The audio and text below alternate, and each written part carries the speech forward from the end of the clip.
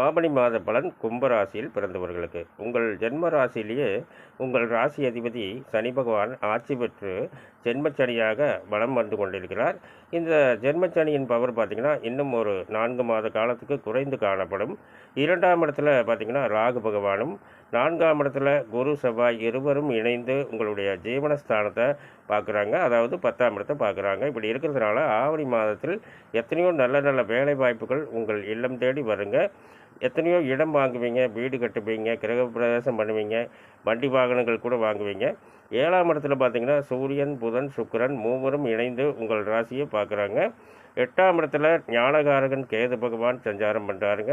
11ஆம் இடத்துல லாபஸ்தானத்தில் சந்திர பகவான் சஞ்சாரம் பண்ணுறாருங்க. இப்படி இருக்கிறதுனால நீங்கள் செய்யும் தொழிலில் மிகப்பெரிய நல்ல லாபங்களை மட்டுமே பார்ப்பீர்கள். மேலும் விவரங்கள் அறிய என்றும் புலிப்பாணி என்ற ஜோதிட தலைப்பை பாருங்கள்.